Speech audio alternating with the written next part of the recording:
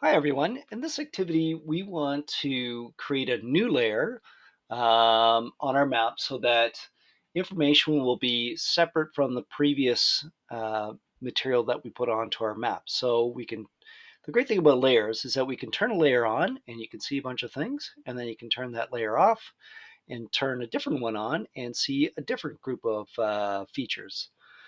We don't want to put everything onto one layer because then it becomes a all or nothing thing whereby everything gets turned on at once or everything gets turned off. So because we've already started our map, we're going to go find it in our content area, and we are not going to be clicking on map, which would be to start a new map. So when we click on content, it's going to come up with our list of files. Now, I have a lot of files here because I'm a teacher and I design a lot of maps. More than likely, you just have all my content. So if you click on all my content and you haven't been making very many maps, more than likely this is the top one is going to be the one that you're going to be working with. So when I click on it, a little thumbnail of the map is going to appear over here, and typically we like to use the classic view. I'm not using the new version that they have out there, so I'm just going to show you in classic view. So if you click on this, it says, uh, well, I'm going to ignore this. This doesn't usually come up.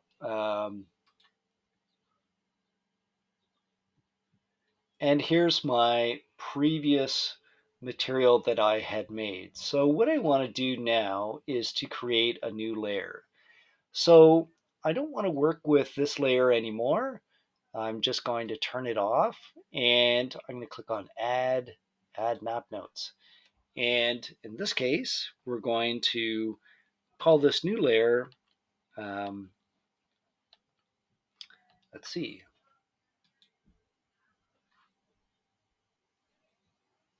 highlights. There we are.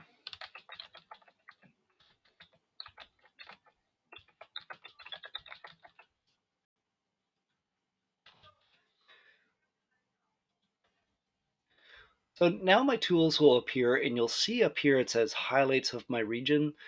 So these are all the tools for working with the layer called highlights of my region.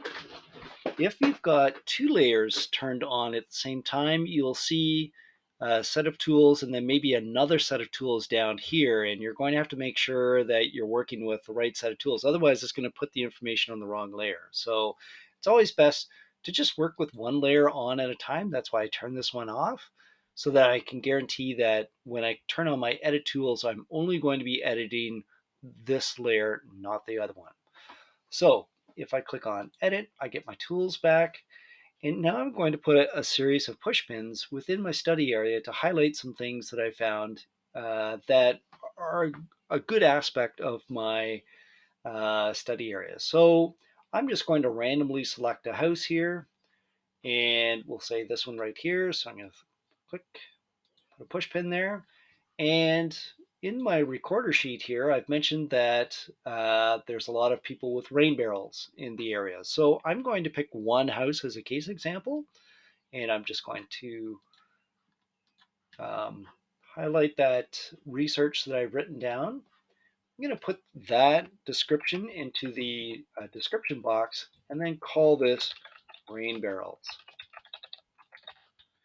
And we want to have a symbol that is far more identifiable than just this little green pin. So I can click on change symbol, and there's all sorts of different shapes. So maybe I like a nice red star to appear, or maybe a blue one, or a diamond.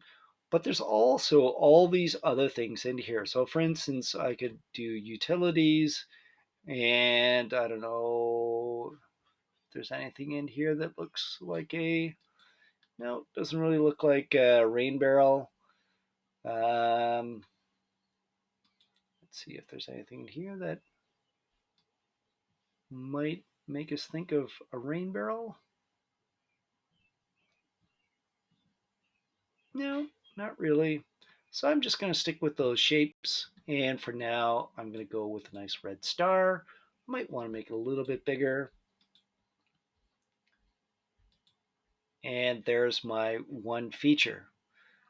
And perhaps the house down the street here has got a solar panel on it, and so I'm going to add a push pin to it. And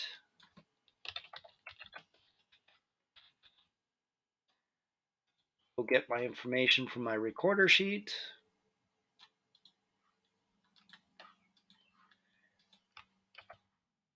And because these are all related to the environment, I'm going to use the exact same symbol. So all the good things in my neighborhood that have an environmental context, I'm going to use the exact same symbol, which is the red star. On the other side of the coin, if I, for instance, find some stores in my community that provide a variety of different uh, services or shopping opportunities, I would use a different symbol for them. Perhaps I would use a green star, and I think I was using point size 41.